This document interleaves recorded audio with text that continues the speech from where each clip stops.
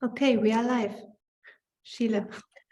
Yes, welcome everyone to PEFerence webinar series, and thank you for joining us. PEFerence is a 5-year EU flagship project to establish an innovative supply chain with our partners to bring bio-based materials to market. Actually, if we can go to the previous slide, please. Yes. Perfect. So you can see the list of our partners here. And I'm Sheila Khodadadi, the project coordinator and your moderator for today. With me is also Freya from nova-Institut, who will help me with the question and answer and some of the practicality of this webinar. I work at Avantium, which is a pioneer in the emerging industry of renewable and sustainable chemistry. And what you see actually behind me is Avantium's FDCA flagship plant under construction, the first FDCA plant at commercial scale, which is scheduled to be operational in 2024. We are excited to have you here with us to talk about our journey to bring FDCA to market. So let me now introduce our speakers and the program. We are here with Ed de Jong, the Vice President of Development at Avantium. We'll talk about how we go from bio-based feedstock to FDCA and PEF. After that, Visser, the team leader for application development at Avantium, will talk about how can we keep PEF in the loop.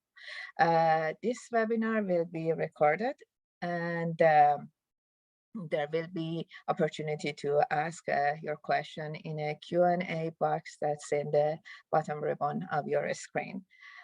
So with further ado, let's start with Ed, please. Good morning, everybody. Welcome here from Avantium.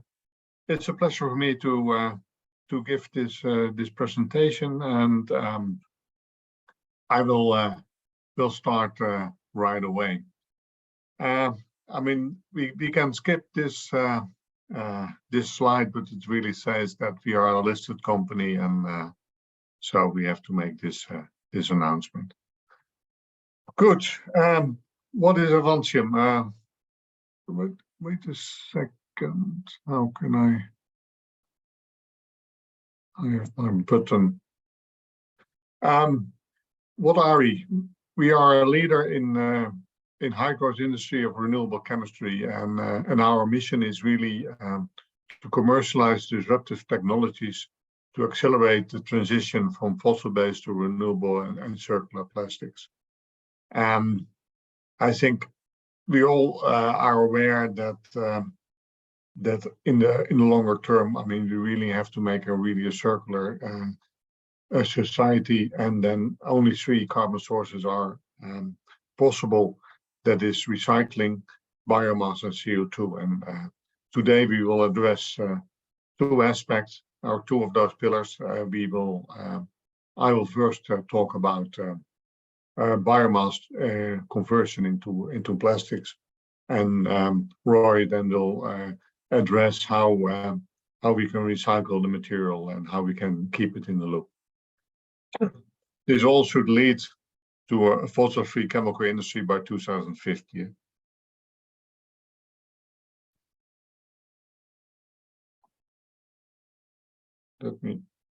Why don't I go to the next slide? Okay, I think this is really just gives you an overview of the problems we are facing. Yes, I mean, we see an enormous increase of the amount of plastic used. I mean, it is forecasted that by 2050 we will even quadruple the amount what we are using today, and it also means that also because of the decarbonization of our energy and transportation sector, the amount of CO2 contribution from plastics to the total will increase very substantially, and therefore also to defossilize the plastics and materials sector is very important in the longer run to come really to a sustainable circular society. Another aspect is really also the plastic pollution. I mean, we see that also the amount of plastics in the oceans will increase dramatically. So in that aspect, recycling and persistence of the materials is also of great importance. So what are we doing? We are creating a pipeline of renewable technologies which we want to commercialize, and we are really in for the bulk applications. And then you have to think about packaging, textiles, and those kind of applications. So what will I address here in this webinar this morning? I mean, I will give you a bit of a history insight of where we started, how we came to this kind of development, and also how we approached the route to valorize it, what kind of important aspects there are, for example, intellectual property, application development, the drive to circularity. I will only address that's very limited because Roy will do that. Regulations which need to be fulfilled, how we created a kind of partnership, and then I will finalize with some takeaway messages. There are quite a bit of slides, so I hope I'm not going too fast. What Sheila already indicated, I mean, if you have any questions, just put them in the Q&A, and then Sheila and myself will address them after the talk. So the evolution of the endeavor. I mean, first of all, a bit an overview of how the process looks like.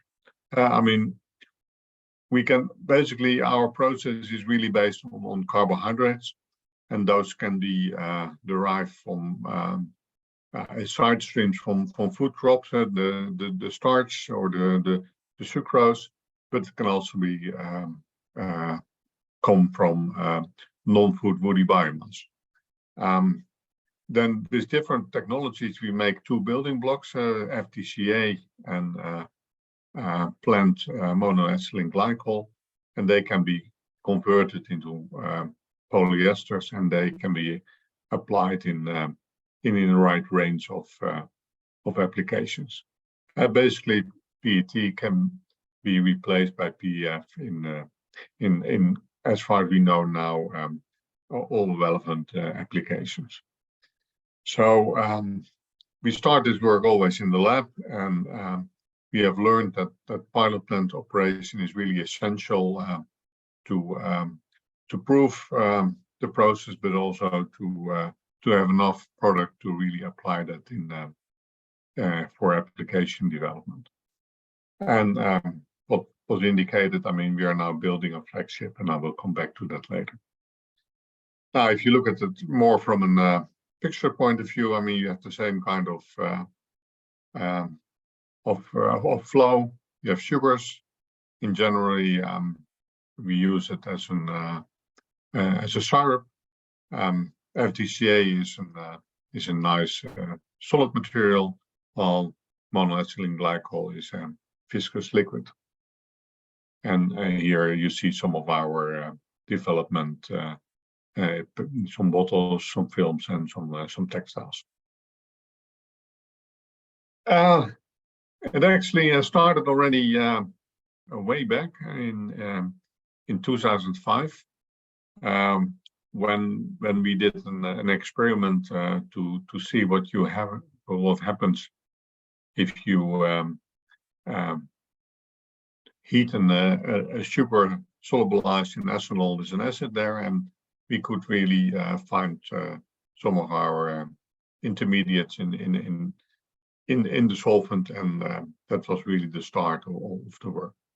So that also really tells you a bit about how much time is really involved from an initial idea to really commercializing that and bring it to the market. And we do it slightly less than 20 years. And yeah, we were earlier optimistic that it could go much faster, but I mean, in the end, we basically adhere to what is common in the chemical industry, that it takes something like 20 and sometimes even 30 years to bring a new idea from the conception of the idea to the market.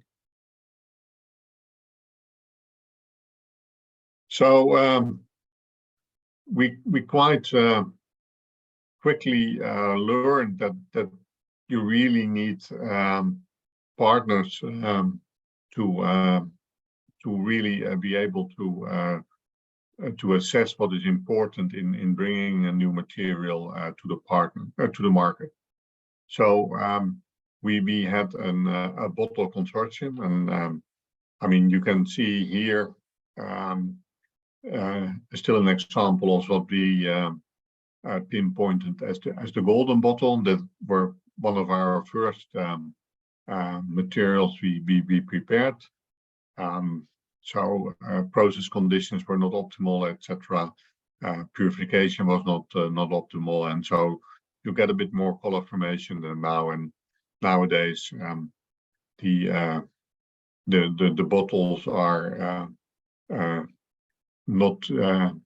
You cannot really tell the difference between PET and PEF anymore, color-wise. So I think we made a lot of progress there, but it was really important to have those bottles, because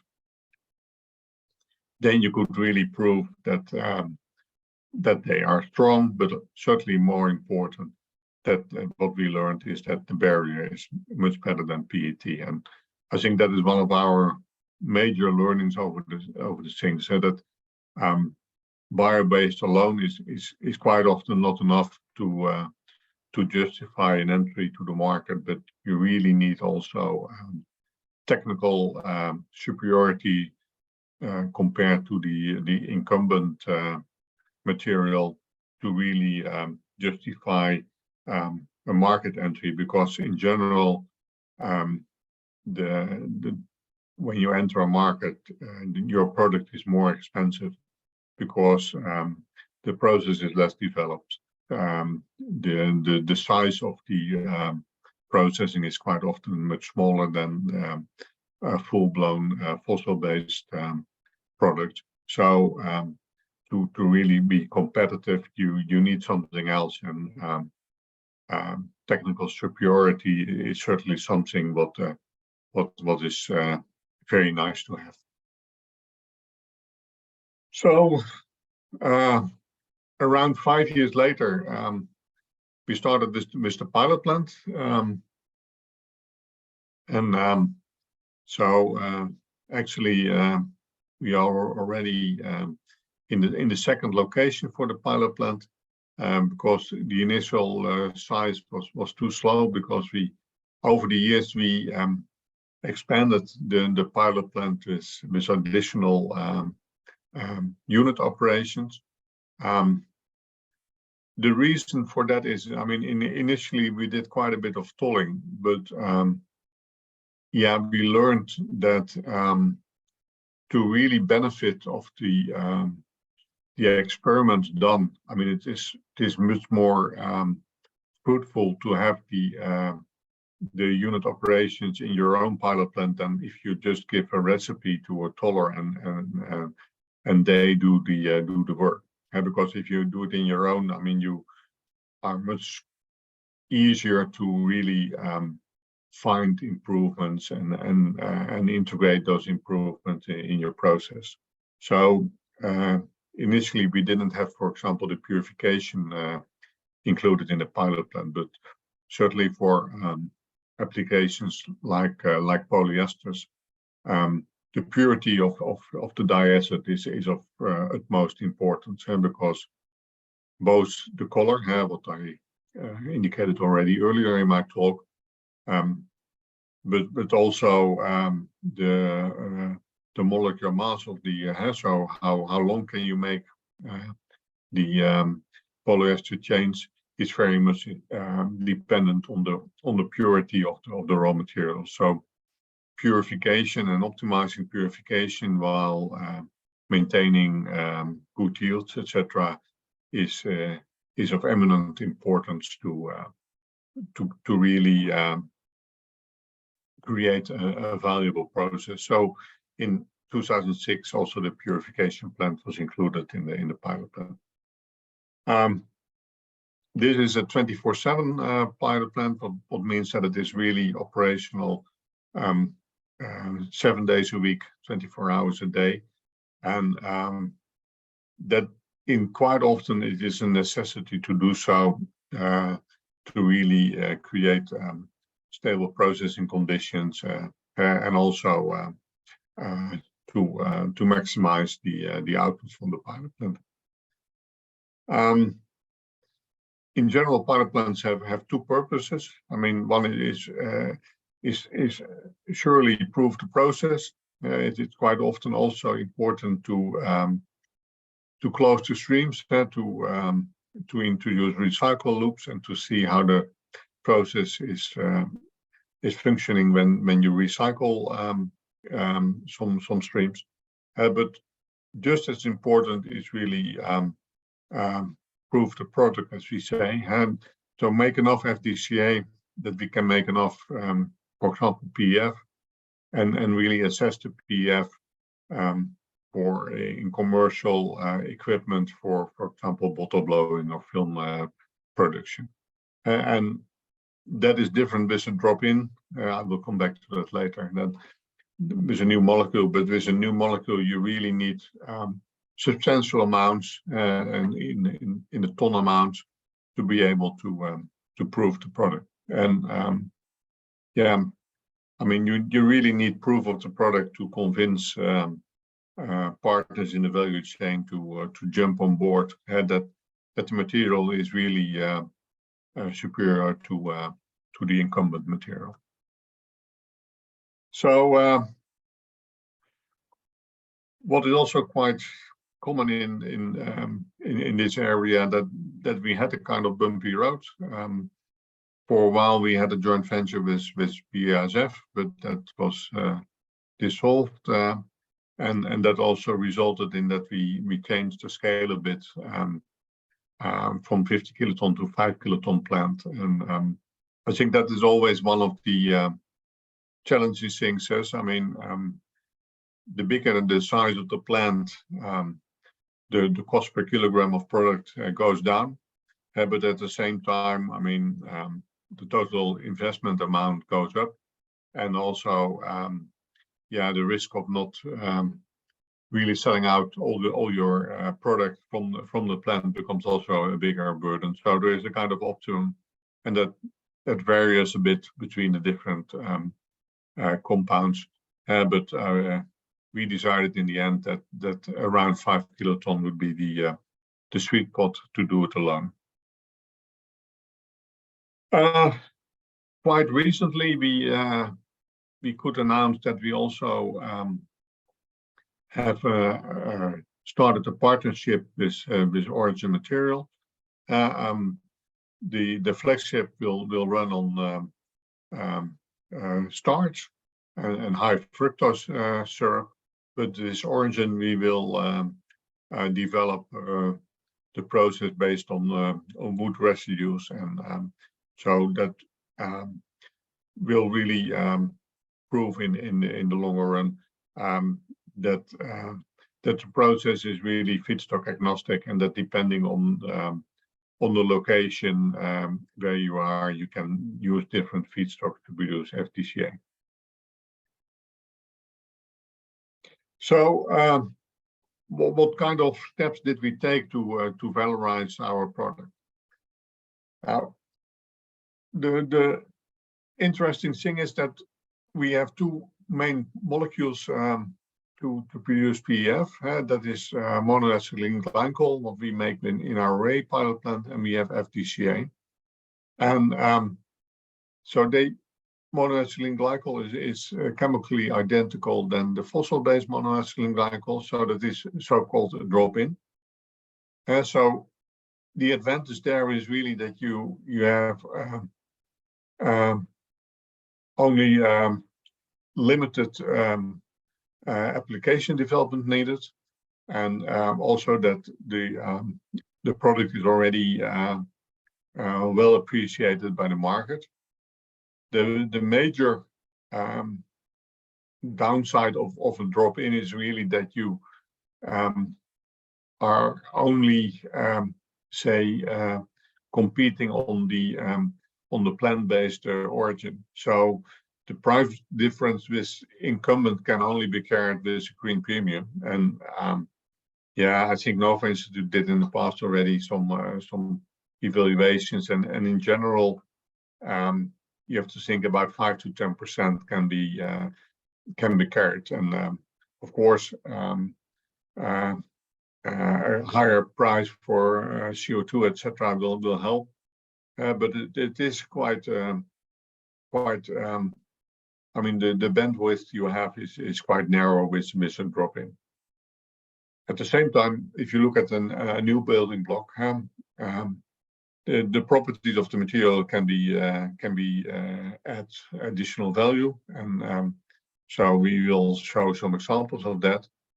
But at the same time, I mean, it needs much more studies, and it also needs more regulation, etc., etc. So we show. So I think both sides have their pros and cons, and it really depends a bit on your market approach, which you should choose.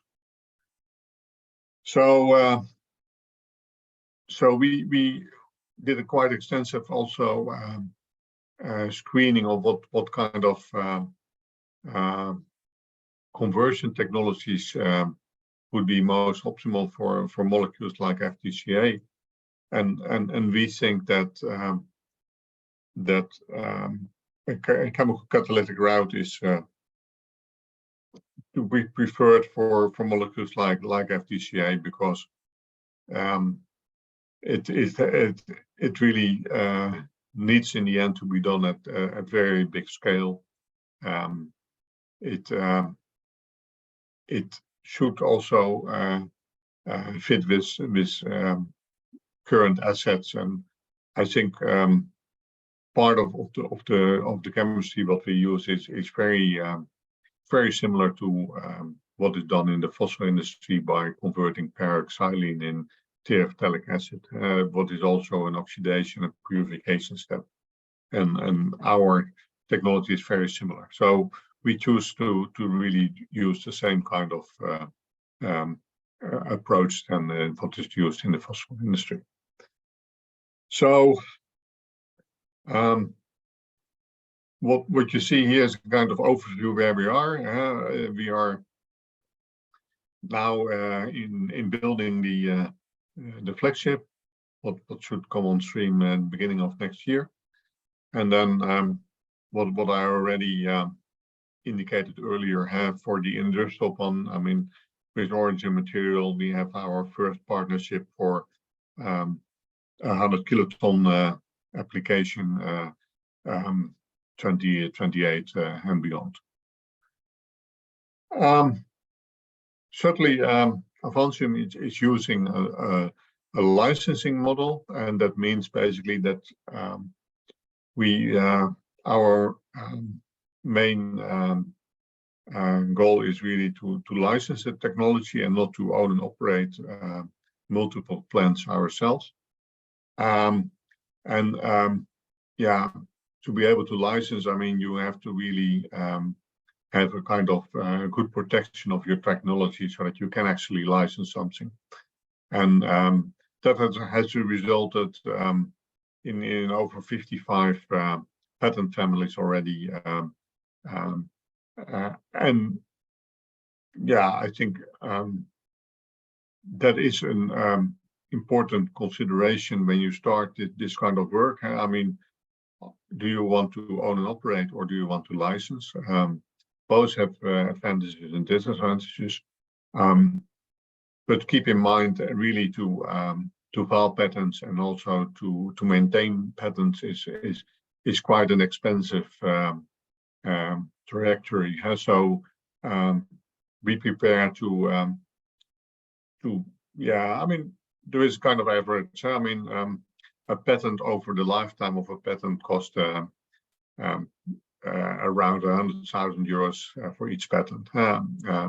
So that gives you already, and if you want to file in more countries, it becomes more expensive. And do you less, it becomes less expensive. But it gives you an idea that really filing and maintaining patents is quite an expensive activity. So you should really budget for that. And in our case, we really have patents all along the value chain. So not only for FDCA, but also quite a few for PEF production, as well as for their applications. Application development, an important part. I think this really shows you in a schematic way, basically the major differences between PEF and PET. And I think on the left side of the slide you see the barrier properties. You see the very big improvement in oxygen and CO2 barrier, but also still a doubling of the water barrier. And that really means that the oxygen stays longer out the bottle, for example, or the tray, and the CO2 stays longer in, and that increases shelf life. Therefore, it also decreases food waste. You can go to lighter packaging to have the same kind of properties. At the same time, we see some improvement in heat resistance, and also a slightly lower melting point, so you can process it at a lower temperature. So because of this, you can actually go to different kind of entrance of the market. So initially, when the quantities which are produced are small, you are really focusing on the high value applications, and you can also have a higher cost price. And over time, we will go to the mainstream applications if production volumes increase and cost per kilogram go down. I think also Roy will probably discuss a bit also that the effect of recycling with a high value application is of course also very beneficial. Yeah, so this gives you for the more scientific interested people some idea about the permeability, also in relation to the relative humidity. What is also quite important, and it's another benefit of PEF compared to PET.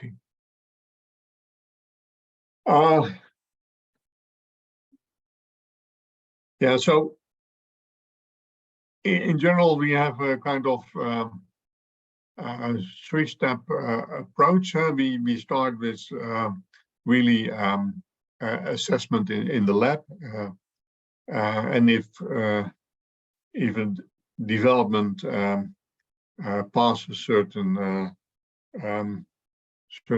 gates, then we go to pilot plant operation, and then the same kind of assessment is taking place, and then we will go for flagship plant.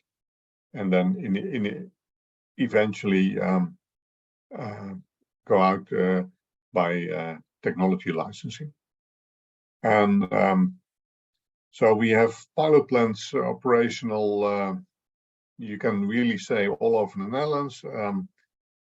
In our main office is in Amsterdam, and we do also some electrochemical work in Amsterdam. Our FDCA pilot plant is located in the south of the Netherlands on the bright side spot in Camelot Geleen. And the plant MEG and the biorefinery pilot plant are located in Delfzijl, very close to where we now building our flagship plant. Yeah, so if you look at how we approach the application development, we first really looked at those applications where the properties of PEF could really give benefits. And so we looked at bottles and trays, and so you see that the initial market will be especially in those kind of applications, and then over time we will go via flexibles also to fibers, and we also have started now also the applications in the fiber area. Why that's also partly important in the whole keeping PEF in the loop. I mean, you want to show that you can recycle, for example, a PEF bottle to a PEF bottle, but it is also important to show that you can use PEF bottles or recycled PEF bottles as a feedstock for fibers. So that is one of the approaches we are now actively pursuing. So the drive to circularity, I think this is really something what Roy will go into much more detail. But yeah, so we are really thinking that for many plastic applications, I mean, the preferred material is something what you can recycle both mechanically but also chemically at a high efficiency and yield, and polyesters are very suitable for that. So we think that the polyesters are really the polymers of the future. Regulations. I mean, I already earlier mentioned the importance of the bottle consortium, and I think also they learned us a lot about the regulations we have to fulfill if you produce products which come in contact with food. So you have different kind of regulations. You have regulations on the monomer, and that in Europe you have the REACH registration. I think we have done that already quite a while ago, and after you make the polymer, you have the food contact approval, what is another one what is very important. Yeah, in Europe you have the European Food Safety Authority. In the US you have the FDA, and what was also for us learning is really that the requirements in the different jurisdictions are different. So you have different requirements in Europe versus in relation to food safety compared to the US or to Japan, for example, and that really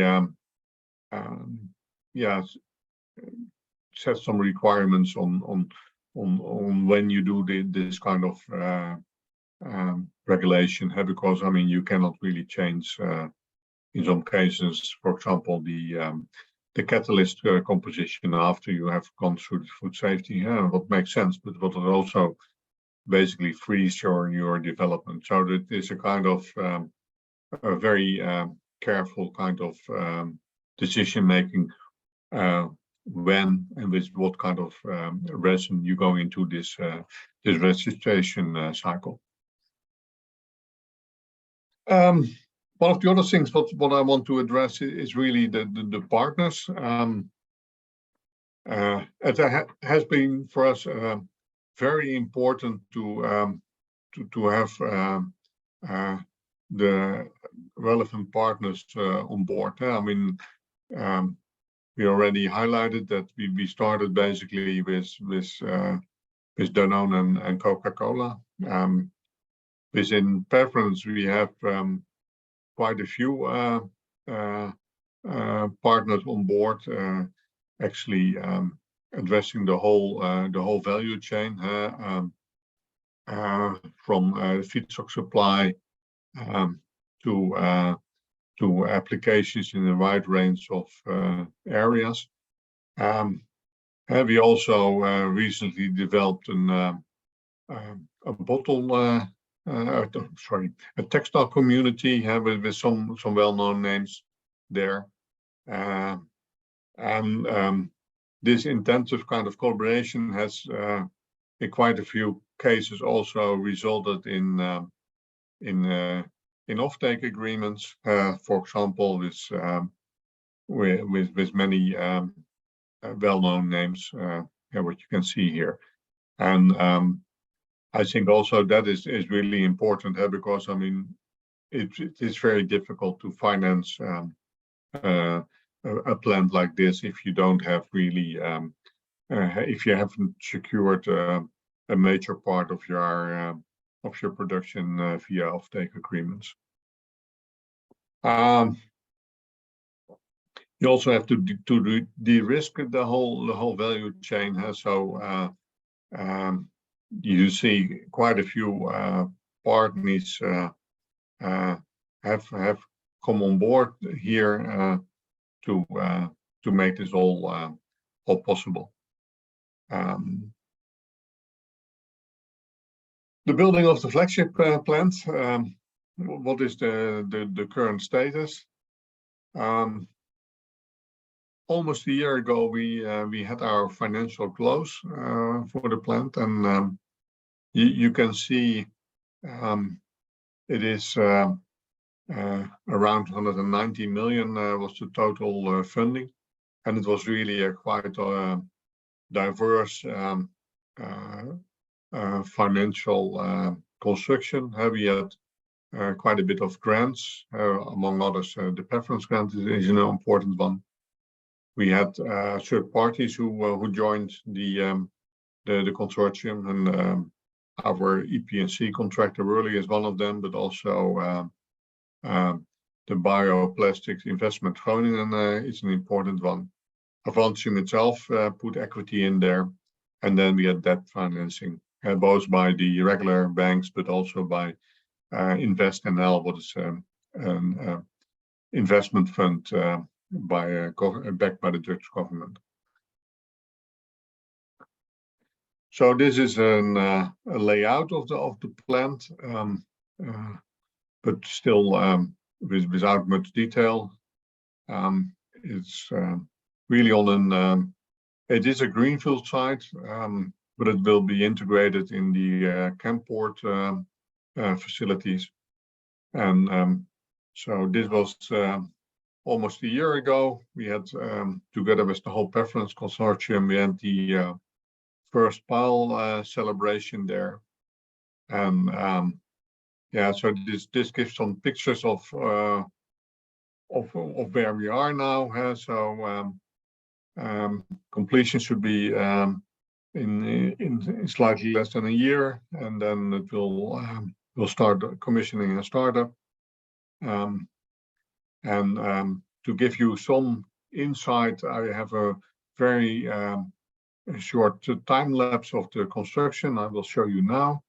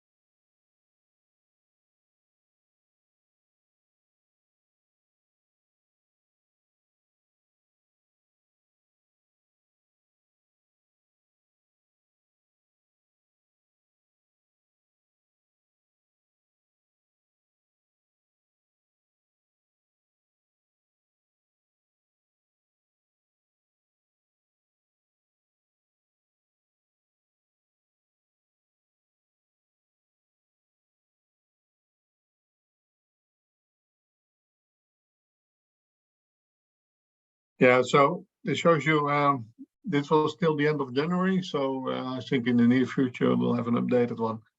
That already a lot of work has been done, but that we still also need to do still a lot of work. But I think it's oh, why don't I? Okay, I'd like to finalize with some conclusions and takeaway messages. I think what you see here is that that it was quite a journey to go all the way from an idea to building the plant and having the whole value chain in place and bringing the material to the market. Yeah, so we are now really we are very proud that actually the sale of the PEF licenses with Origin actually already was a year earlier than initially anticipated.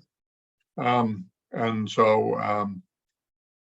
yeah, I mean, I think all those kind of things are really important to be able to have a successful launch of it. Yeah, so we really see now also that from 2022 onwards, I mean, really the momentum has accelerated. I mean, there is also now that we have made this final investment decision, etc. There's much more interest also from potential brand owners and partners to evaluate PEF for their applications.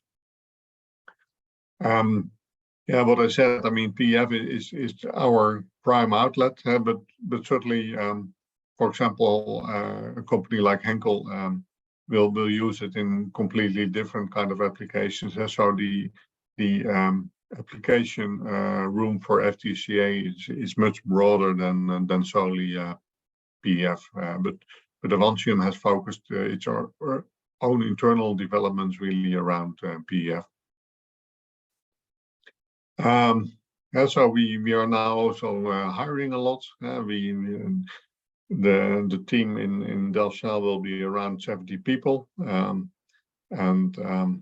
yeah, so we are really transitioning from an R&D company to also an operational company, and that's very interesting. So what are important aspects if you want to commercialize bio-based products?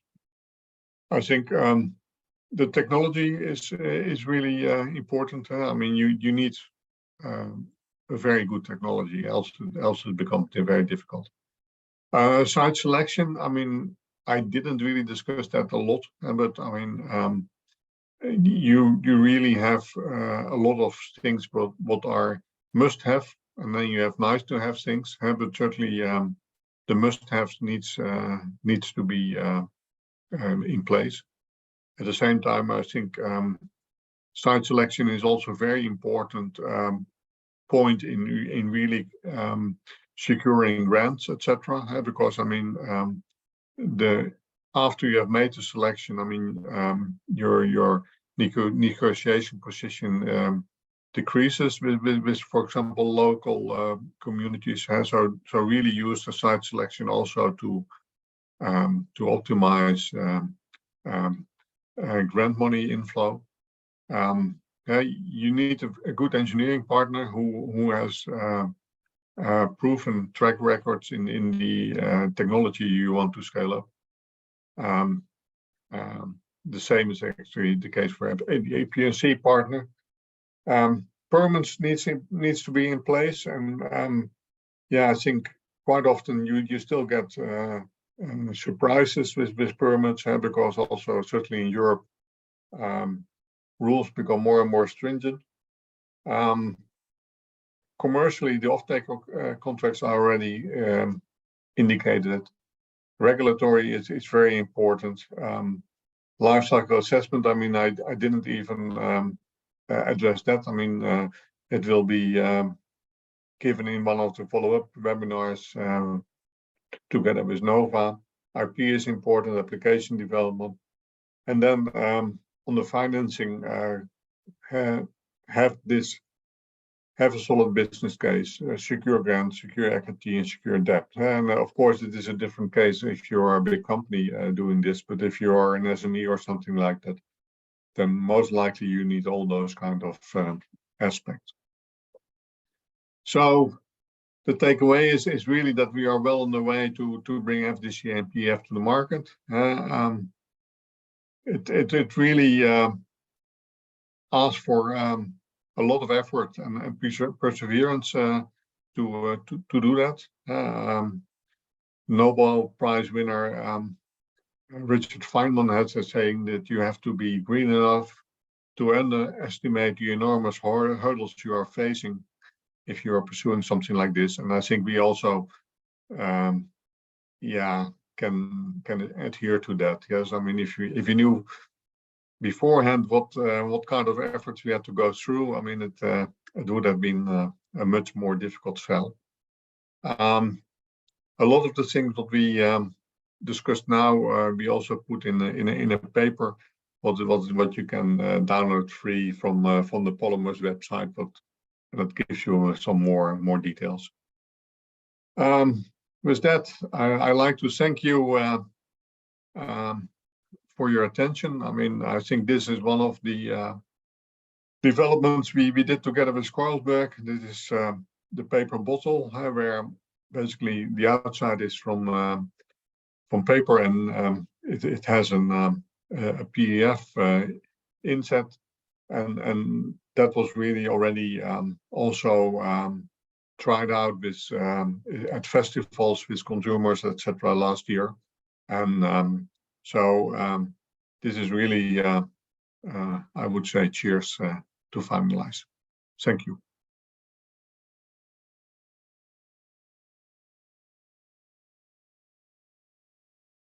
Thank you, Ed, for the presentation.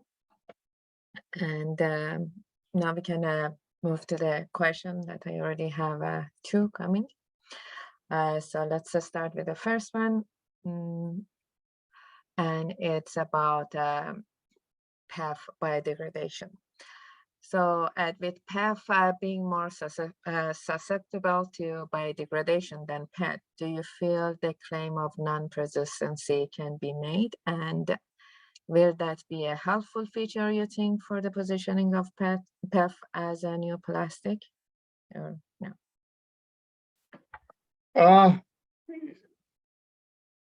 Yeah, I think at the moment, I mean, it's a good question. I think we are now at the moment, I think also within Europe, reformulating the whole thing about biodegradability, compostability, and persistence. I think at the moment it is too early to really make this kind of claims, but it clearly is the case that that PET is much more persistent than PEF, and so it will stay longer in the environment. Yeah, I think we have to be careful also to avoid the greenwashing argument. So I like to go alongside companies like OWS, who do have a lot of assessment about biodegradability and gradability, and how we going to formulate that. Thanks. The next one is actually, how do you ensure the sustainability of the raw material? Do you use a certified product only, or no? Yes, of course that depends partly on the situation. I mean, in the case of the flagship plant, I mean, we do. Of course, if we license, then it is the prime responsibility of the licensee to secure sustainable feedstock. The next question is, would you also comment on crystallinity of PEF when compared to PET?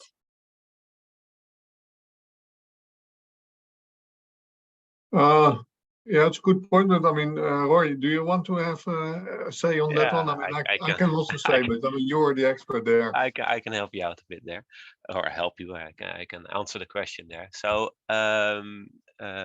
yeah, with respect to crystallinity, PET crystallizes faster than PEF.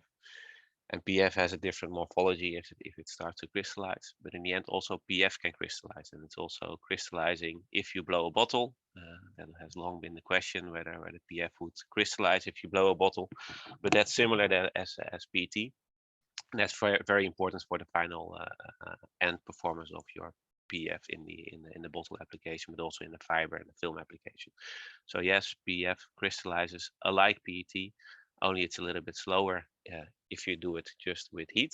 If you do it with stretching, like is done with bottle blowing and with fiber stretching and with film casting and stretching, you get a similar time lapse for getting the crystallinity in. So it's very fast then. And there's also another question that maybe it's also for Roy, how do you see PEF competing with PET in terms of application and end of life? PET is a much more established material with improved end of life opportunities and bigger application focus. Yeah, I'll of course come back to that in the next presentation. Yeah, in principle, at this moment, I think it's also good to mention that at this moment we're not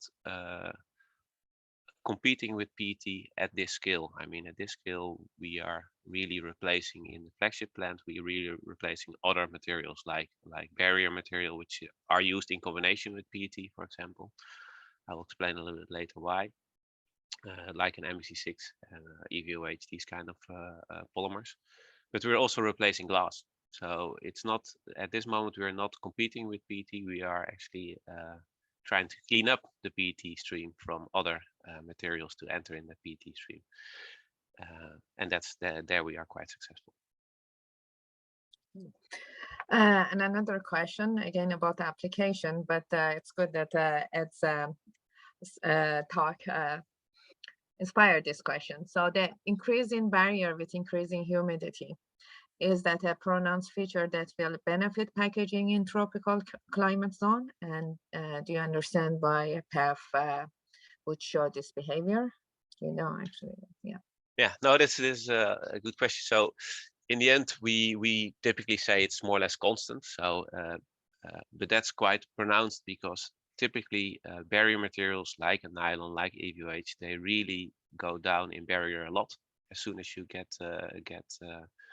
into to more humid climates. So if you are in the range of 80 to 90% relative humidity, and that can be quite an issue for these barrier materials in these climates, of course. Or if you have a certain climate in your package, that can also cause this barrier drop.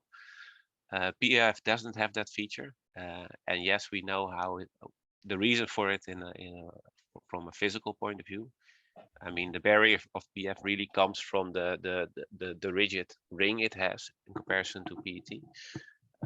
And that's really a local motion, and moisture doesn't influence that ring in the end. Whereas the barrier for nylon comes from hydrogen bonds mainly, and that is affected by the water.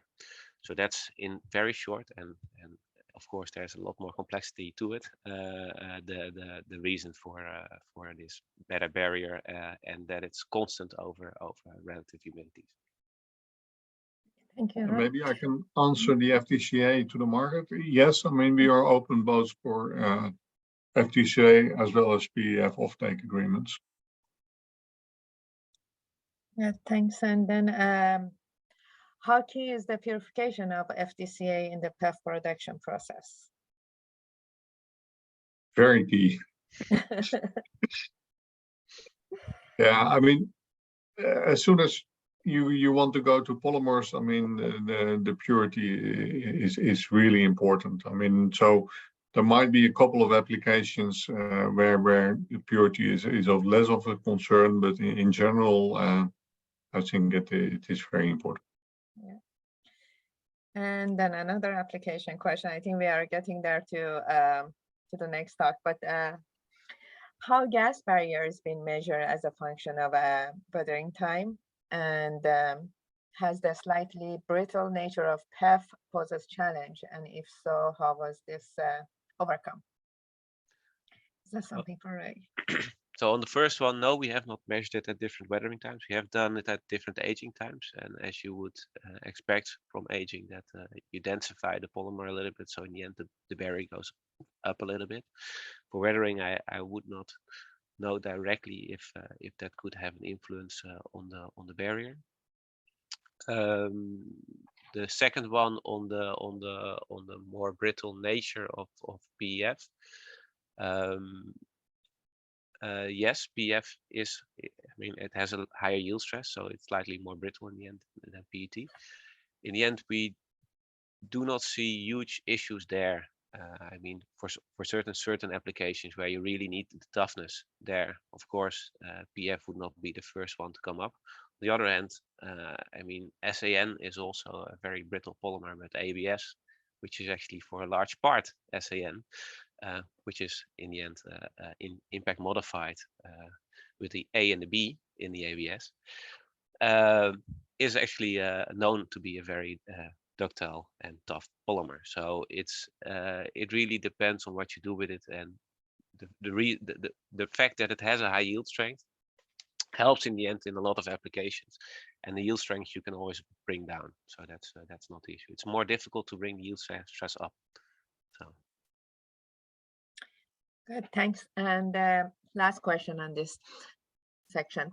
What sort of textile stakeholders are you looking to engage with when it comes to the developing fiber relevant application down to deadline? Is it sorry, only the brands, manufacturers, suppliers, or a mix of all? Of course, a mix of all.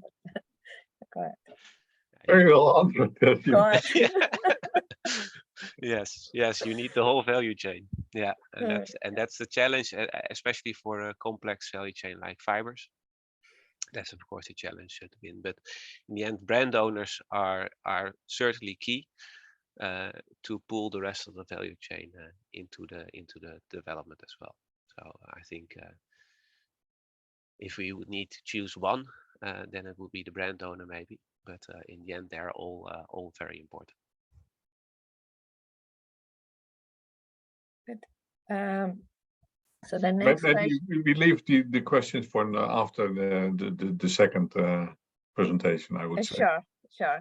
And then I have to also mention that we will put actually this presentation on PEFerence website, so it will be always there if there's other questions.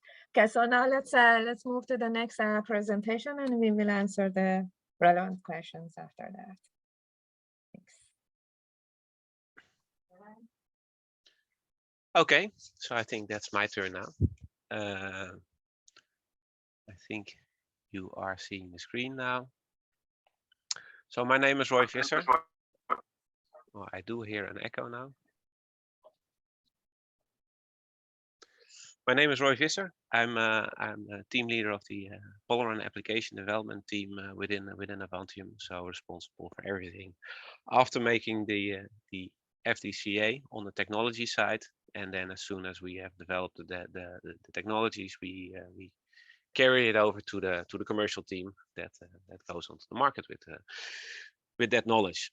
So today I'm going to focus on a topic which is very close to my heart, and also I have been involved with the last 2 years directly as a project leader on all the recycling development work we have done in-house, and that's really how can we keep PEF in the loop.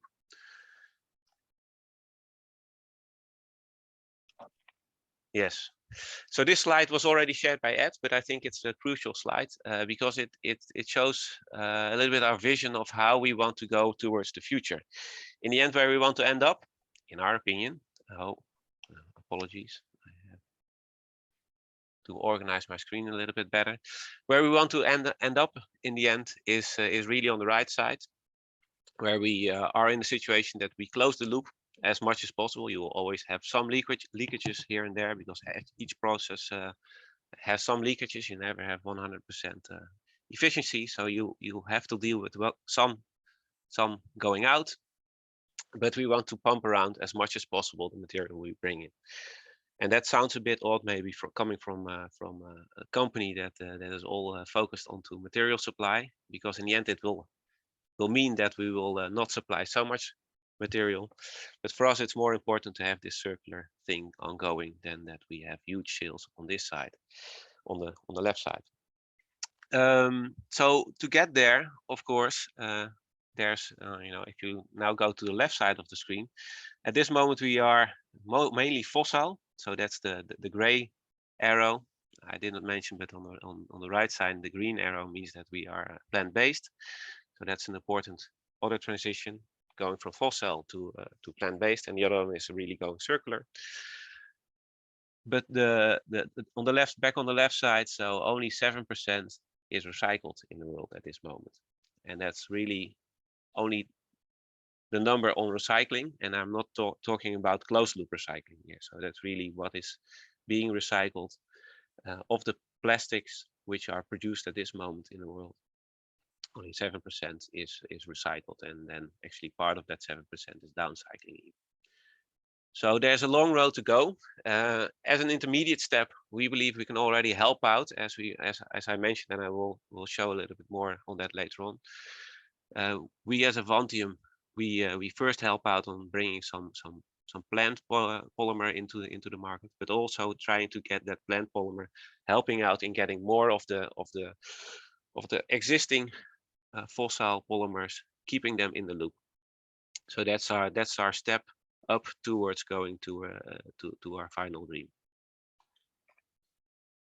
Showing one of the main fossil players at this moment is PET, and it's actually the best boy in class with respect to recycling. So PET is the best recycled polymer in the world, and even here, if you look at the European flow diagram, so this has been made by Zero Waste Europe and Eunomia, and it's covered in a report they published last year. And if you look closely, there's a part here which goes to bottles. It's about almost 3 megatons, so it's almost impossible to believe how much material it is. And only 20% of that PET that is used for bottles is actually brought back into a bottle, and that's of course something we need to change. And also the European Union has clear targets on that, wanting to increase that at least to 30% in 2030. So that's a clear target, and we want to contribute to that target, of course. So that is a short introduction of what the challenge is and what we want to achieve. And to talk about this more, I have a couple of topics selected. So first some key aspects of recycling, then PEF in PET recycling, and PEF, that's of course our product, so I'll come back to that a little bit more. And then also PEF to PEF recycling, because that's in the end our end goal. And then we end up with some concluding remarks. Some key aspects of recycling. In the end, circularity has many routes. So I'm now referring to recycling all the time, but in the end, the first part of true circularity is not using it at all. And it sounds a bit odd, but that's of course an important part of reducing the waste, is just not making the waste. PEF has some beneficial properties. I'll mention some later on, like barrier is the most key one, and that allows lightweighting. So reducing is really in the DNA of PEF as well. So we really are keen in every application we are developing to see if we can reduce it. At this moment, it's also from an economical reason, it's a must, because PEF at this moment in the flagship plant is still at a relatively high price sold, so at around 10 euro per kilogram. So then you really need to do a reduction, because then the business case becomes better. But also for the future, we believe in reduction. Then the next loop in the end is to reuse anything you have been making, to reuse the packaging or the product on itself, not trying to reclaim the material out of it, but reclaim the product as such. There, of course, the brand owner plays a key role typically, or the retailer, or at least the one that brings it into market plays a key role to also get it back and put it back in the system. Then the next loop is mechanical recycling, and that's the first go-to route for many of the brand owners and converters at this moment, because in the end it is an existing system. It is the way to make things more circular at this moment, and therewith more sustainable. So at this moment, this is where a lot of attention and focus is going to in the market. Then one step further, I mean, with mechanical recycling, you recycle the material itself, so the polymer, and then you also have something like chemical recycling, or the more proper term to it is advanced recycling. But if I would have put it there, then not a lot of people would have known what I was talking about. But with advanced recycling, we mean that you take out the waste stream and you reproduce the monomers, or oligomers, which is an intermediate between a polymer and a monomer. So the monomer is the building block of the final polymer. So this chemical recycling, it is more or less as the last resort before it ends up in something which we cannot use anymore. So it allows for a little bit more filtration than you can in mechanical recycling. So you can take a more dirty stream, so to say, into chemical recycling than in mechanical recycling. However, chemical recycling is compared to mechanical recycling still at its infancy. So there's still a lot of development going on to get this properly done for many polymers.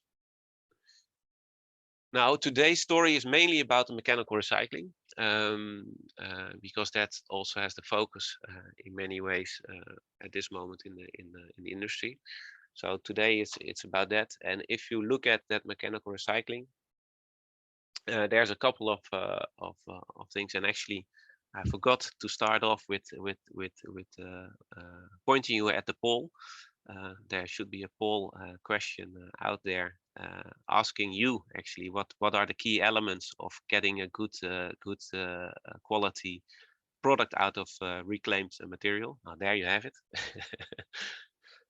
And I hope to get an unbiased biased answer now, but now I'll give my answers, and you can add to those answers, because I'm interested to hear if we are overlooking things or not.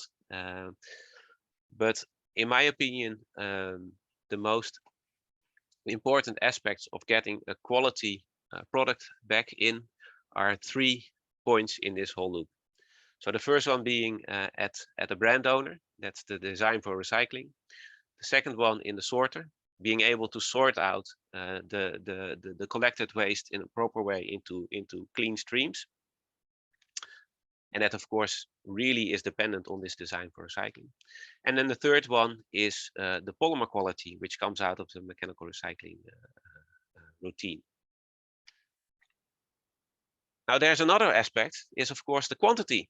And for quantity, it's actually a key point there is the end user. So the end user and the collector and the collection system, the reclaimers, how that all is regulated and put into practice in society. That's a clear important point on how much we can return, and you see a lot of differences over the world on that one. But I'm very interested in your additional points, so I can make this slide better in the future. So please help me out there. So coming back to PET, why is PET the best recycled polymer in the world? Actually, designed for recycling, PET has quite good properties. I mean, it's a very good polymer in the end. It's a polyester. which has a decent barrier, very good mechanics. So it allows for really monomaterial, if we look at packaging solutions. So for example, the PET bottle, it's a full PET bottle. There's of course, there's a sleeve around it, but they made it such that it floats as soon as you start to shred the things. The sleeve will float, the PET will sink, so it's quite easy to sort. And the same goes for the cap. So you can get very clean streams out of this PET packaging. In some cases, you have a bit more challenges. So if you need to have a better barrier than a decent barrier, and that's room where PEF could help out. So that I'll come back to that later on. Then sortability, important one, as mentioned. So sortability, if you cannot sort out your material from the waste stream, then you cannot recycle it either, right? So you can only claim recyclability if you can actually sort it out, and it is actually sorted out. So that's an important factor. PET can easily be sorted out with modern equipment, which is called near infrared sorting equipment, but also with hand pickers. Hand pickers, of course, they recognize PET by now, but also the resin identification code of PET is well known, that it has a number 1. So that helps out in sorting out the PET all over the world. Maybe a fun fact, if you look at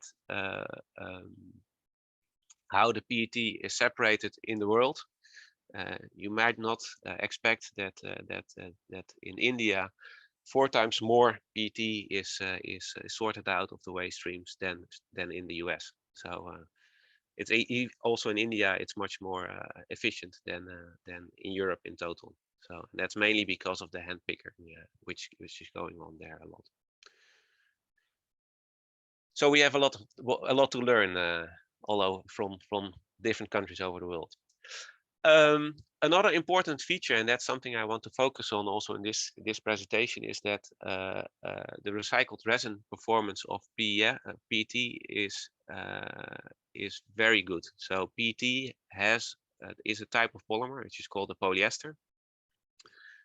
And polyesters are polycondensates. It's made with a polymerization reaction where the monomers are brought together and a small polymer is produced as well and is taken off. In this case, in many cases, it's water.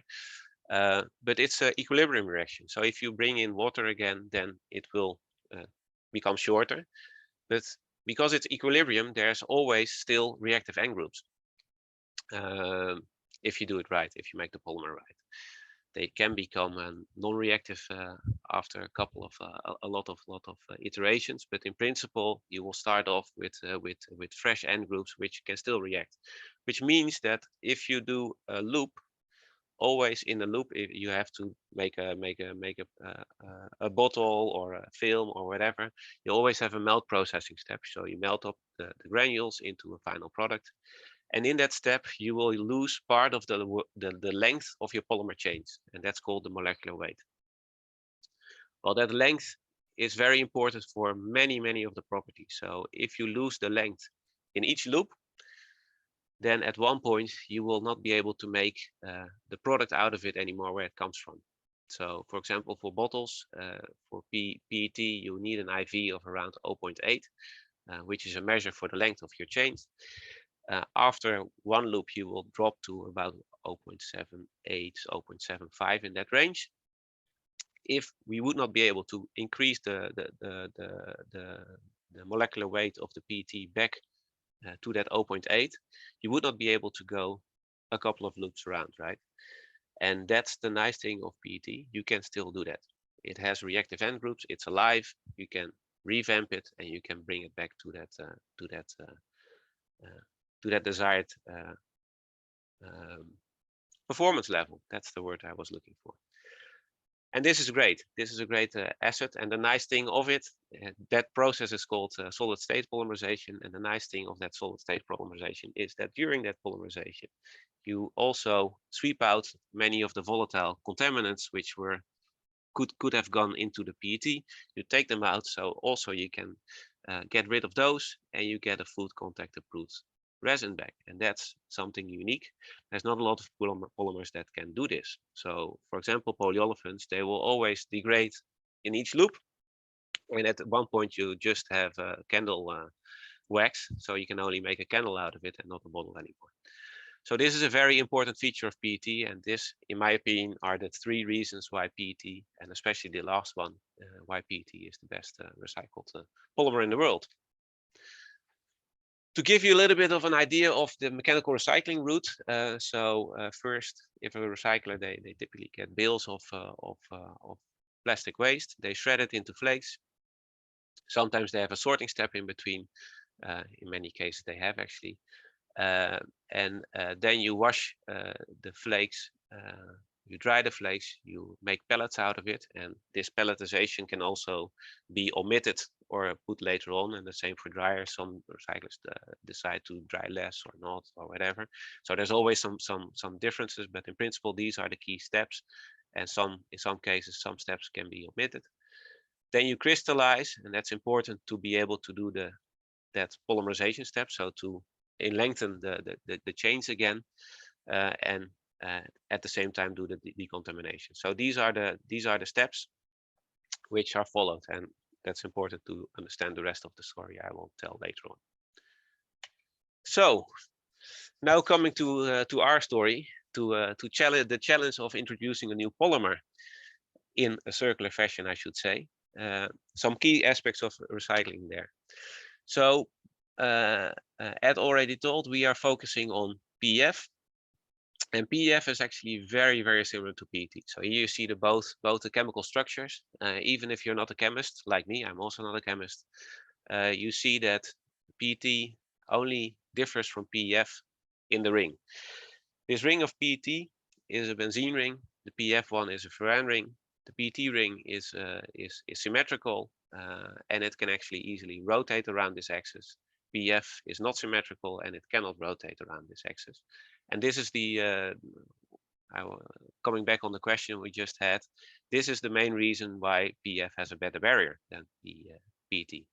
And well, moisture doesn't affect this part. It does affect that the dipole, which PEF has as an extra. I mean, PET also has some dipole, but PEF has an extra one. That is affected by water, but that doesn't increase the barrier too much. So that's the reason for it. The similarity between the two polymers means that they can also be processed in the same type of equipment. And the other thing for mechanical recycling important, also PEF is a polycondensate, so it also is a polyester which is made by polycondensation. So it also has these reactive end groups at the ends. So this is a very important feature which many other bio-based polymers do not have. So this is something which is good to keep in mind. Ed already touched upon it shortly. Here you see actually a nice overview of all the types of applications you can dive into, and all the value propositions you have into these different applications. I will not go into it too much, but main things are barriers, so for oxygen sensitive beverages, CSD, so that's carbonated soft drinks, so to keep the carbonated fizz in. But also for flexible packaging, the barrier can be crucial. For fibers, actually, the sustainability goals for fibers are very difficult to meet. I mean, fibers, you saw it in the first or the second slide, that a lot of the PET flakes from bottles actually goes back into fibers now, because fiber to fiber recycling is simply very, very complex. During the fiber production, many different steps are made after spinning the PET yarns, and then a lot of chemistry happens there. So it's very difficult to mechanical recycle PET fibers back to PET fibers. So therefore, chemical recycling is the first focus there. But another route to become more sustainable there is to do it with a bio-based polymer. So there, the bio-based character of PEF is a very important value proposition. So I already mentioned PEF can also contribute to this circular future, and coming back to that slide which we just had on PET, those favorable aspects of PET, you can find the same aspects back in PEF. So design for recycling, actually PEF has the opportunity to kick out some of the barrier material which are currently used in combination with PET. And I will explain later on why this is beneficial also for the PET recycling. In short, it's you replace a very far away polymer, which is not related to PET at all, to a close family member, and that's helpful for recycling. Sorting, also PEF can be sorted out and identified with near infrared sorting equipment. So PEF has a different fingerprint than PET, but also different than HTP, PP, all the like. And this is also a point I come back to. We also received an interim endorsement from European consortium. It's called the EPBP. That PEF is allowed to enter the PET bottle recycling stream. I will come back to that a little bit later on. The last point, again, this most important point, that PEF has that same benefit of having end groups which are alive. So it's a polymer which is still alive. You can revamp the molecular weight after processing, so you can go back to the same performance. Now, when you bring a new polymer in the market, there's some challenges you can face, and this is one of them. Ed already mentioned a couple of them. This is the circular issue we have, and the thing is, if you go to a brand owner and you have, say, I have a new polymer, it's very interesting for your packaging, but then at this moment, a brand owner will always say, yeah, but all fine and dandy, but I need to be able to claim that this packaging, or not only claim, but I want to make sure that this packaging is recyclable. Recyclability means that not that you can recycle it, but it means that it is recycled in the current waste stream, from the current waste stream. And that's an important feature of claiming recyclability. It's not that you are allowed to say that it's recyclable if it is possible to recycle. The definition of recyclable means that it will be recycled in the current material, from the current material stream. This means that a sorter and recycler actually needs to decide to take out your polymer or your packaging and start to recycle it. Now, a sorter and recycler will only do that if there is, of course, a financial benefit to it in the end. And that is only financially beneficial if there's a certain volume. Of course, price level also plays a role, but in principle, there's at one point there is a volume at which this becomes of interest. And there you get a catch-22, because you only get volume if a brand owner decides to put it in, and you only get recyclability if a sorter starts to recycle it. So this is something we need to break for our situation to come onto market.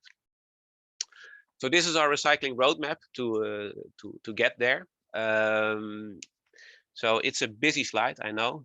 I have many busy slides, so apologies for that, but you can later on check it back.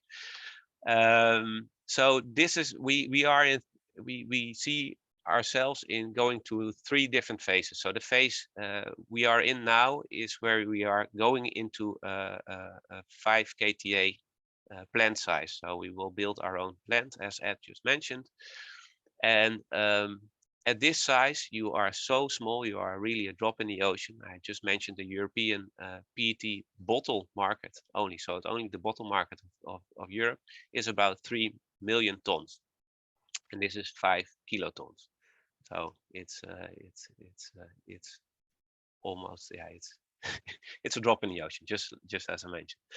So our target here is to be part of to see if we can be allowed to get into that PET recycling stream, to say, okay, PEF is small, it doesn't harm the PET recycling stream, so we can be part of that stream. And that's something, this is the blue one, and it's blue because here it's not yet PEF to PEF recycling. In the end, that's something where we want to go, of course. I mean, that's our certainly our final goal, because we want to keep the performance level of PEF. So to get there, we have an intermediate step as well already on the flagship plant side, where we do a business-to-business project. So on the project level, we have a business-to-business product, which we will we are planning to launch in the market. And these we can retrieve and we can recycle back to PEF. And there we build up on the knowledge to be able to go to monomaterial solutions, to get monomaterial solutions recycled back to PEF, and also enter the deposit stream. So this is in brief how our strategy looks like, and this intermediate step is key. So to get that endorsement, to get into the PET recycling stream, we did some assessments, and in Europe, the EPBP is a very important player to assess whether that's technically makes sense, or if it is detrimental to the existing PET recycling stream. In the end, Recyclas is the organization that oversees that for all polymers. EPBP does it particularly for PET bottles. So if you have done this assessment, and actually nowadays EPBP and Recyclas are working together, you will get into their design for recycling guidelines, and then if you are in there, national authorities will look at that, and based on where you are in that scheme, you will or will not get a favorable EPR fee. The EPR fee is a fee a brand owner will pay to put their packaging on the market. And of course, for a brand owner, the lower this fee, the cheaper the packaging solution is. So with these EPR fees, the national authorities are able to focus on certain streams. So it's very important. This is an important decision, which polymers will be part of the future packaging in the end. Yeah, the brand owner that pays the fee and per package per kilogram. So for us, this first step was very important, getting the technical endorsement from that EPBP. I will say a little bit about that in 2 or 3 slides, but first I want to give you a little bit of theory why we see that PEF has so little influence if you start to recycle it along with PET. So the influence of PEF on PET recycling. So if you bring some PEF in the PET stream and you start to melt process it, so you start to melt it up, in the end you have your flakes, you melt up the flakes, as I said, you make pellets out of it. In the end you have some polymer chains of PEF, which are the green ones, and PET are the gray ones. So they are somewhere in between. As mentioned, the end groups are still reactive. So in the end, the polymers will react with each other. And as these end groups are very, very similar to the PEF and the PET, if not saying the same, you get that these polymers react very well together, and it goes quite quickly. This means that the polymer chain, which was first a loose chain, will be built into the PET chain. And the longer you wait, and the higher the temperature, the faster, the more that this goes, and you get that the PEF is actually completely built into the PET. This means PEF actually consists of 2 monomers, FDCA and MEG. PET is MEG and terephthalic acid. So the MEG is already the same. The only thing is that the FDCA will be built into the PET. And you'll get a copolyester, and copolyesters are just haze-free, like PET itself. Actually, most of the PET which is on the market, if not all the bottled PET, it already contains a co-monomer, like FDCA. It's called isophthalic acid, and that's used to bring down the crystallization speed in PET. Well, FDCA does exactly the same. So FDCA does the same as isophthalic acid does. It will bring down the crystallization speed. And that's very helpful for the bottle blowers. So the reason why IPA is in there, isophthalic acid is in there, is to help out on heating those preforms and not having them crystallize before blowing the bottle. Well, the same FDCA will do. So bringing this FDCA in the polymer actually doesn't harm the polymer which you get out of it.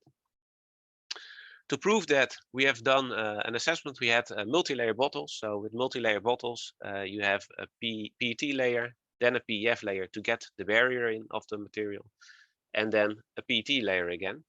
Well, the PEF layer is very difficult to get out of this process. So with multi-layer bottle, inherently the PEF will enter that PET stream. We shred those PET, PEF multi-layer bottles, and we added some virgin resin with it because typically it will mix up with some virgin PET bottles. And the result of it is seen here on the right side. This is a bottle where 33% of multi-layer bottles was used and 67% of PET bottle was used. And if you look at the properties, here are the color indicators LA and B, and the haze, and you see that we are really on par with what you get with virgin PET. So here you use a little bit of toner, which is also used for recycled PET, and you get to the same type of color performance. If you look at the performance of the bottle itself, you see that burst pressure drop, top load, the burst pressure dropped a little bit, but is still well within the allowable range for these bottles. The main aspect is what you see is that the O2 barrier goes up actually, and that's the benefit if you use some FDCA in your recycling stream. FDCA simply has a better barrier because of this ring, and it will improve the barrier of the recycled bottle as well, in addition to helping out on reducing the crystallization speed.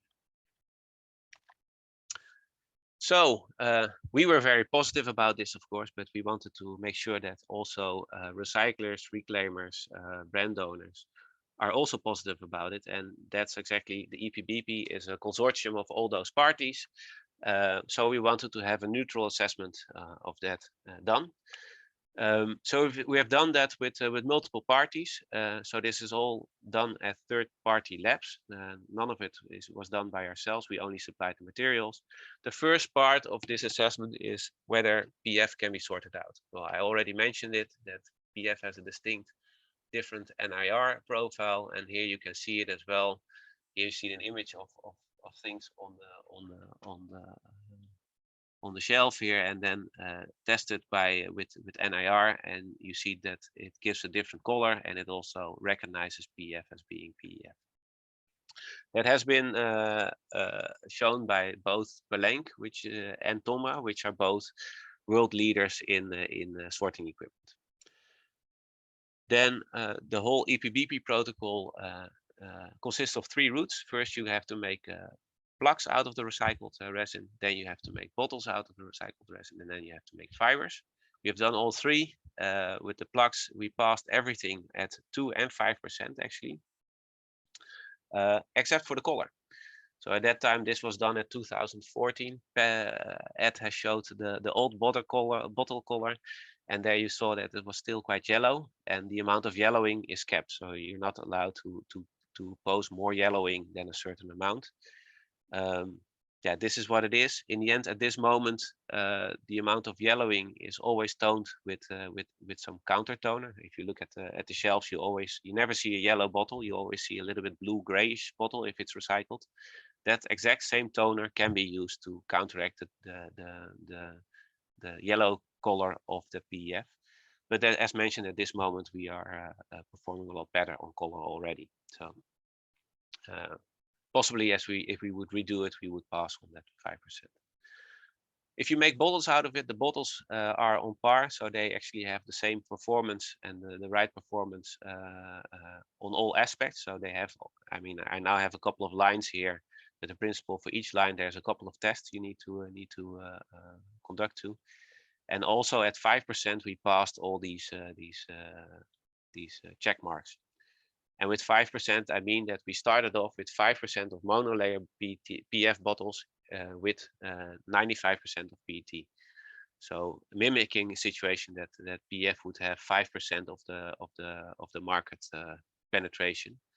Well, 5% of 3 megatons is in the end, of course, a lot more. It's more in the range of 60 kilotons and not 5 kilotons, which we are aiming for. So this is really a lot more than we will put in the market with our flagship plant.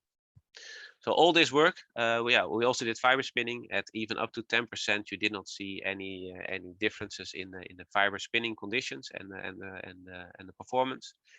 So this work in the end led to an interim endorsement of 2% market penetration, and that's allowed by the EPBP.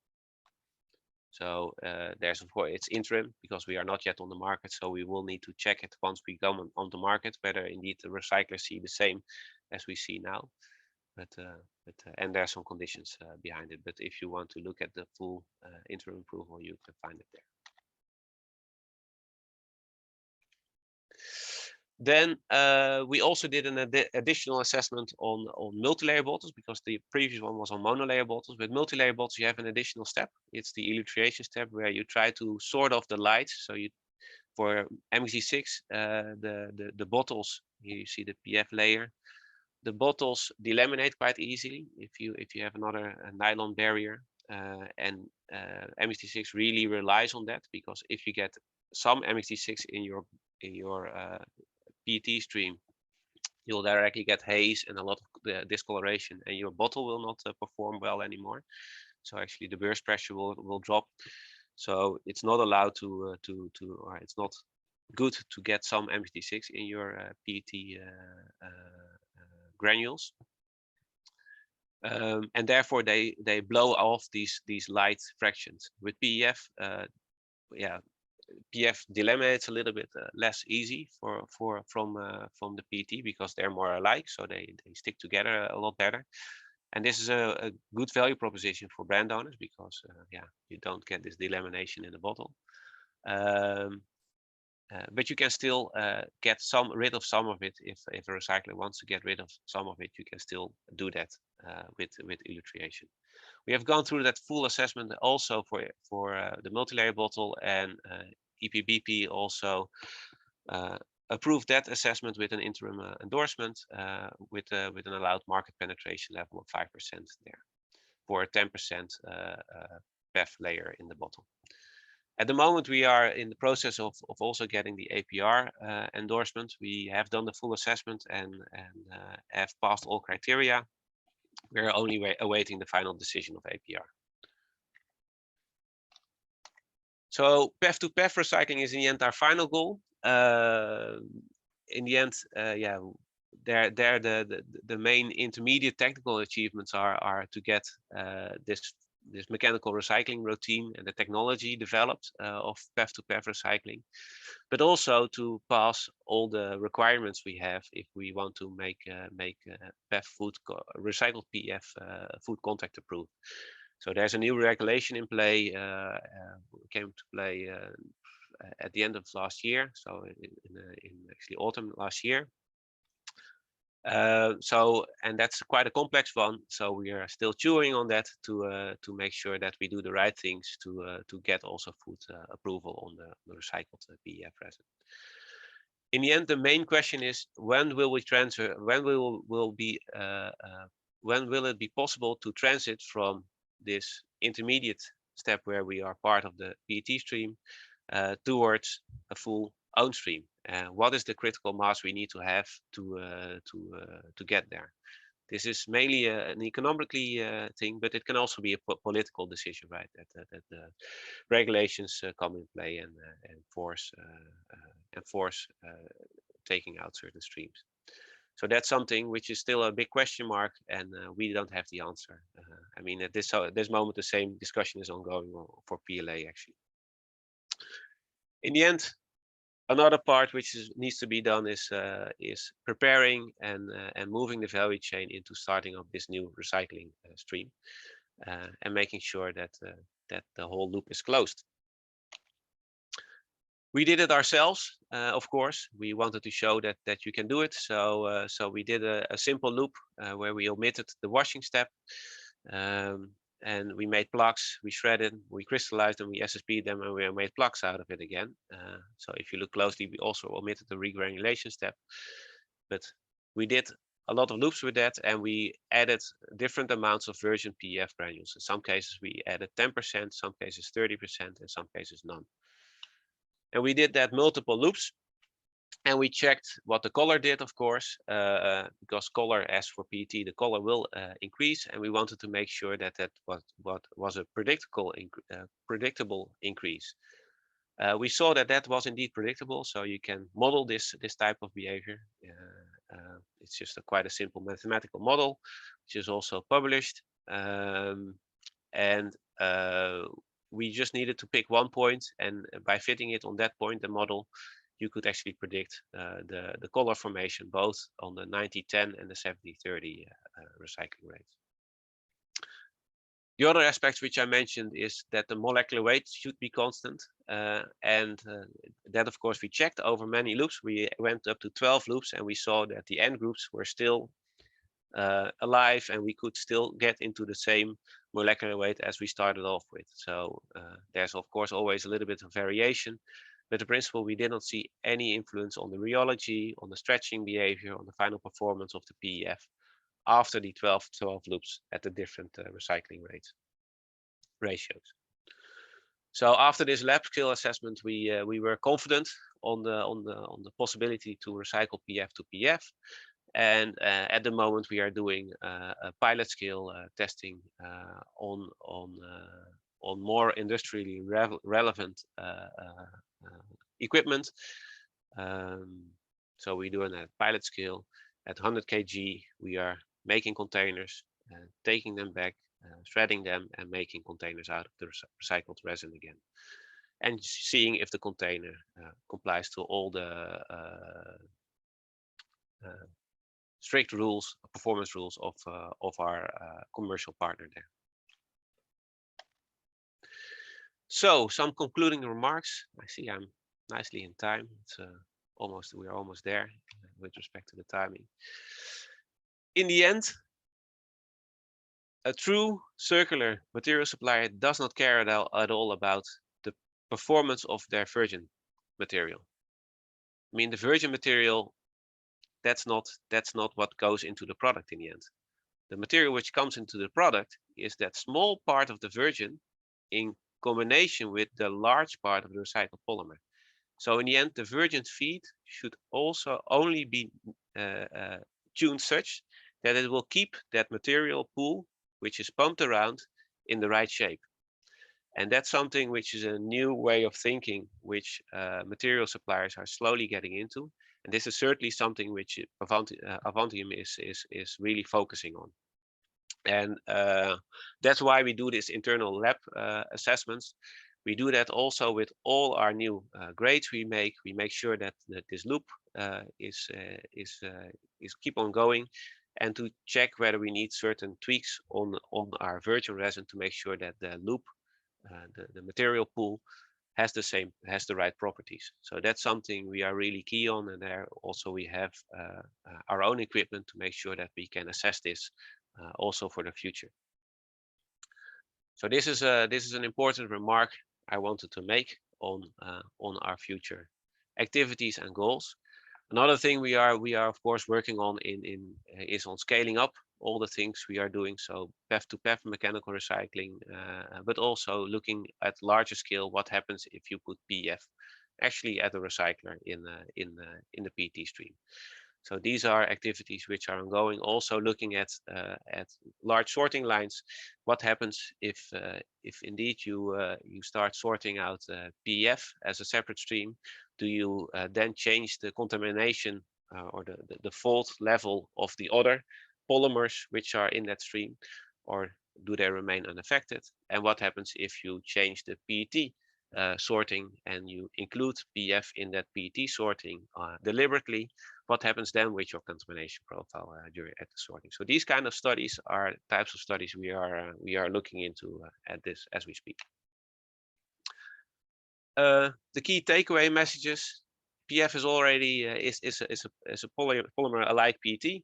So you can use the same asset. You can use it in the same assets. Also, mechanical recycling is similar to PET.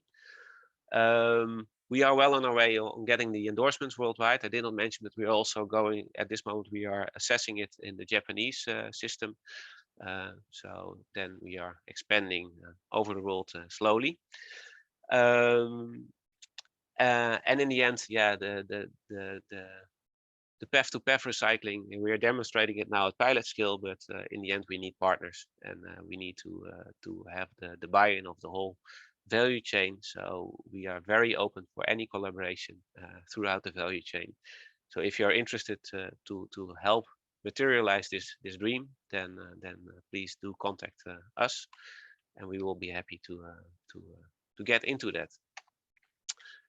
And that's the end of my presentation. Again, also thanks to many thanks to the PEFerence Consortium, really helping out on all these challenges I just presented.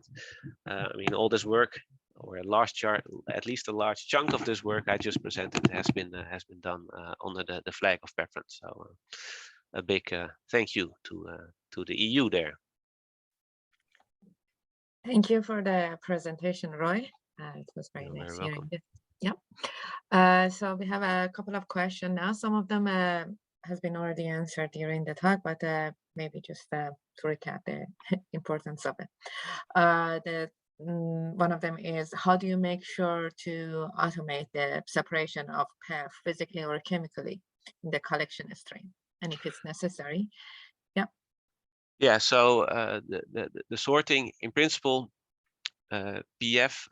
So there's multiple sorting steps, right? And it really depends on what kind of product the PEF will be at, how it will go through such a whole sorting station. I mean, there's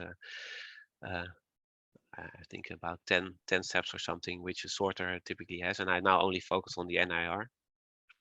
One other important one is the sink float. PEF will sink. I mean, it has higher density than PET. So it will not end up with the polyolefins, which will float, but will end up with the PET, the polystyrenes, and these kind of polymers. So that would be a step where it would be taken out. The other one is NAR simply. So in the end, the NAR fingerprint can be modeled or updated in such a machine. So for Palenque and Tomra, it's a software update. And then the machines will also be able to detect PEF and say that it's different than PET. Then of course the decision needs to be made within the equipment what to do with such a stream. Thank you. And then has PEF been explored in chemical or enzymatic recycling routes? And if so, can you comment on how promising it is? Yeah. So yes, we have been exploring it a lot ourselves, and also of course others are slowly looking into it. As mentioned, chemical recycling or advanced recycling is still an emergent field, and there's a lot of technologies which are competing at this moment to go to scale.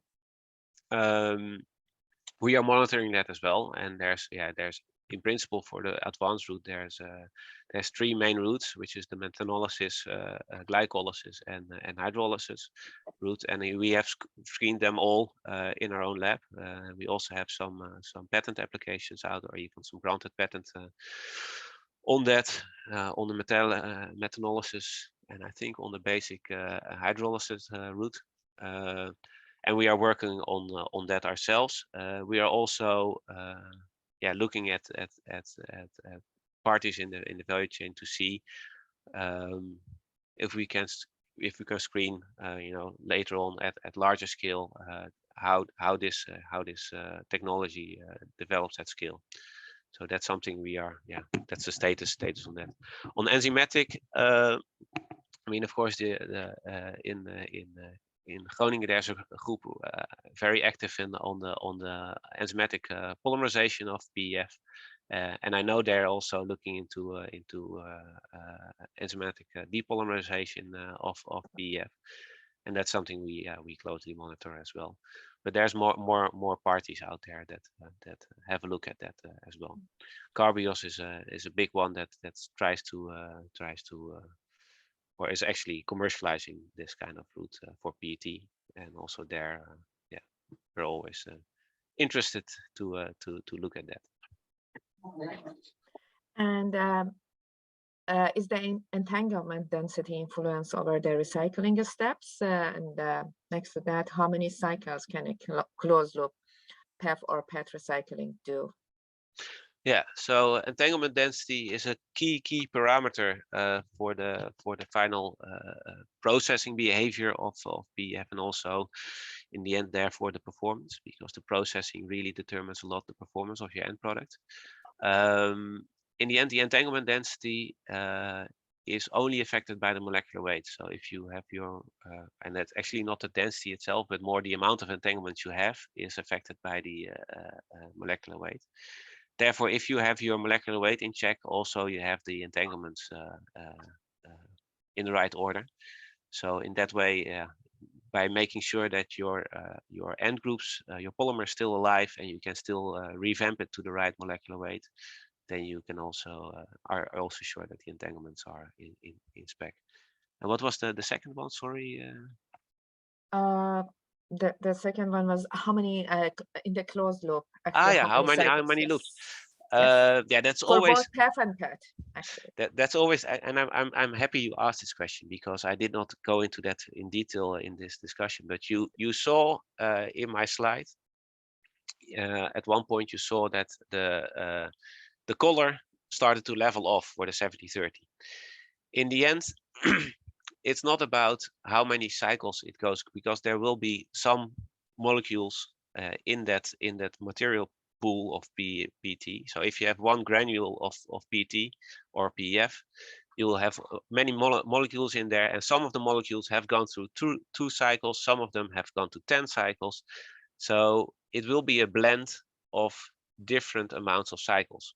And in the end, the amount of virgin content which is fed in each cycle loop determines how this distribution will be on the long run. So it will, in the end, as you saw for 70-30, it will equilibrate to a certain performance level. And that's what we see now also in the PET recycling stream. Now we start in the Netherlands. You see that we start to reclaim more and more. So therefore, you also see the color of the PET increasing a little bit, because you reclaim more. So in the end, less refreshment is brought in. So also your color level, where it stabilizes, will go up. So it's not, in principle, the answer then is infinite, but the performance really is determined by the amount of virgin infeed you will have. So complex answer to a very simple question, but I hope it was clear. I hope so too, and it touched also on the crystallinity part of it too. That was another question. Oh, there was another question on the. Yes, but there I can answer a bit more, because so that let me then say the question: if you can provide more details on the solid state polymerization, and does the dispersity increase with more recycling loops, and what is the purpose of crystallinity period then to SSP? Okay, so there's too many questions. There's three I have very poor memory, but I will start with the crystallinity. And I will start first explaining a little bit why I said that crystallinity will go down with some PEF in there, which is not a question, I know, but PEF, the FDCA will be more or less hindering the PET from crystallizing, because it's irregularity in the chain. So, and for crystallization, you need to have regular chains to have crystals. In principle, it does not hinder it so much that it will not crystallize, but it will just slow down the crystallization speed a little bit. It needs to have a little bit more, put a little more effort in to crystallize. Now, to come back to the question why you need crystallinity in the SSP. Crystallization, if you crystallize your polymer, it will become less susceptible to heat. So the crystals, they will only melt up in the case of PEF, at around 210, 220 degrees centigrade. For PET, this is around 250, 60, depending on your polymer. Your SSP step, it says it's a solid state polymerization. So you need to do it in solid state. But the higher temperature you have, the faster this goes. So you want to go as close as possible to your melting point. And therefore you need to crystallize it, because if you don't crystallize it, then you have your polymer in amorphous shape. It will be very, very sticky. So if you don't crystallize it, you will end up with a big lump of polymer in your SSP station. So that's the reason why you need to do that. The SSP step itself, that was another question. Yeah, those conditions are very similar to PET, only you can imagine we have a little bit lower melting point, so typically the temperature is a little bit lower. But in principle, the same equipment, you just either do it under vacuum or you do it under a nitrogen purge to make sure that there's no oxygen in there. And you just heat up the polymer and you tumble it around to make sure that it doesn't stick to each other. And with that, with heat and with having no moisture or oxygen in there, and a way to remove all the condensates which come out, you can drive the reaction towards a longer chain. Good. Thanks. There are still more questions, but the time is limited. So if there are more questions, and if you would like to know more about PEF, you can contact us via the emails that is on website. That's one thing. But before finishing, there is another question I would like to ask you both to comment on. And that's, do you think of only making a replacement, not only for PET market, but also, for example, for polycarbonate materials? And is that something you would like to comment to your Ed? Yeah. Me or Joe, right? I think, I mean, in principle, I think we are open for all kind of applications. The only thing is, I mean, we have to choose internally what kind of developments give and we give priority. And I think certainly for those kind of developments, I mean, we are really open for collaborations with interested parties to see if it is something what's interesting to pursue. Mm-hmm. Yeah, in the end, I think it's good to mention. I mean, of course, I'm in love with PEF. That's I think quite clear from my story. But in the end, PEF is not a it's an amazing polymer. It's not a wonder polymer. It cannot take out all the different other polymers. It cannot replace all the other polymers. I mean, each polymer have an application or are applied in certain applications for a reason, right? For a certain property set. And PEF will not fit on all those property sets, but we are certainly exploring different property sets also outside of PET. So, and we are also very open for ideas. So if certain things which you saw today sparked in ideas, then yeah, we are happy to hear them and reflect upon them. Yeah. Good.